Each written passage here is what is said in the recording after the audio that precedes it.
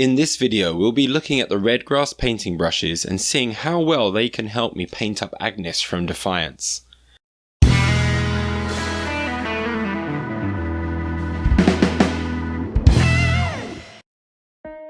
A little while ago, I made a review video of the Redgrass painting handle, which I continue to enjoy using and now cannot live without.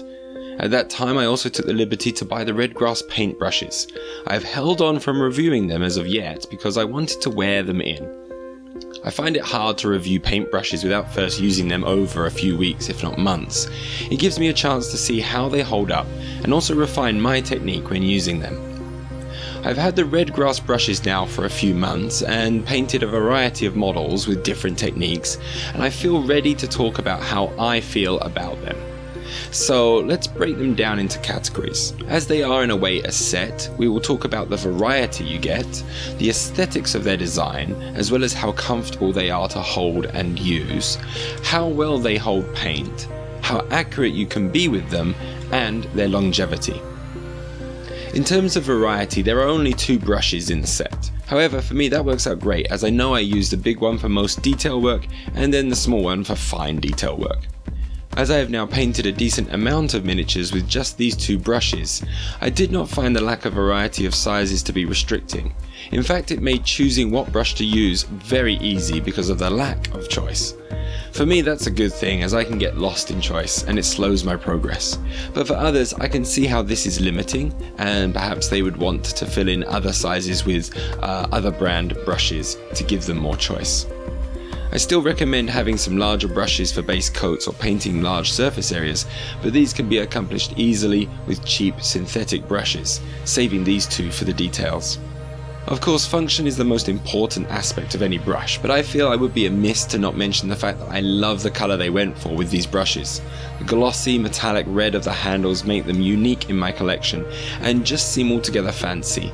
The red has faded a little over time with my number 2 brush, as I use this far more than the 00, but it still stands out over any collection of brushes, and when I am looking for them, they are hard to miss. In terms of their comfort, they are fine. Can't say they are overly amazing, as it is just a handle, and as long as it allows me to control where I put the brush without crippling my fingers, then they are good. So I will leave it at that. They are adequately comfortable.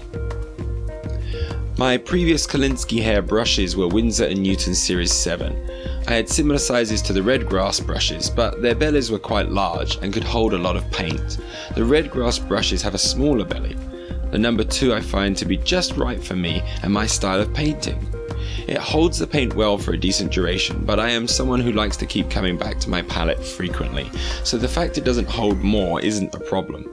I would even say that the size of the belly and the length of the hair has helped me keep the paint from entering the ferrule, preventing hairs from splitting from the point. The 00 does have a very small belly, and this has meant that when I use it, I have to make very frequent trips back to my palette.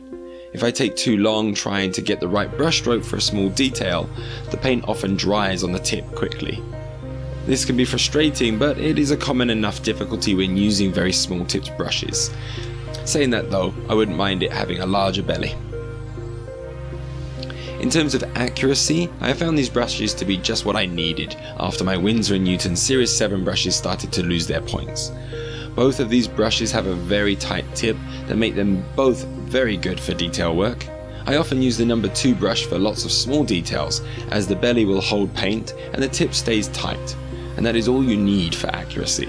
Of course, when it comes to painting eyes, I switch over to the 00 and find it can very accurately place paint where I want it. I can confidently say that the only limit to my painting with these brushes is my own ability. Finally, let's talk about their longevity.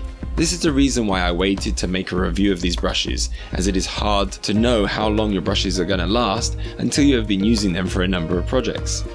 I try to take good care of my brushes, well, the expensive ones anyhow. I regularly wash them with soap, take care of their tips, avoid getting any paint in the ferrule, and never use washes with them. After these few months, they have not lost their tip and are as accurate as they were the first day I got them. I've been really happy with them, and although I plan to get some Artist Opus brushes in the future, I think I will also get some more of these as backups for when these finally kick the bucket. Ultimately, the proof is in the pudding, and here is Agnes, the pilot of the Defiance, painted in all her glory using only these 2 brushes after months of use. I haven't painted more accurate eyes or gotten such a smooth blend in facial skin tones. I'm not the greatest painter out there by a long shot, but these brushes help me be the best I can be. What brushes do you use for painting miniatures? And are there any that you swear by or avoid like the plague? Share your thoughts in the comments section. If you enjoyed the video, please leave a like and hit the subscribe button if you haven't yet. And for those of you who are subscribed, I appreciate every single one of you and thank you. Your support, however small it seems, means everything to me and keeps me motivated to make more content. Thank you, and goodbye.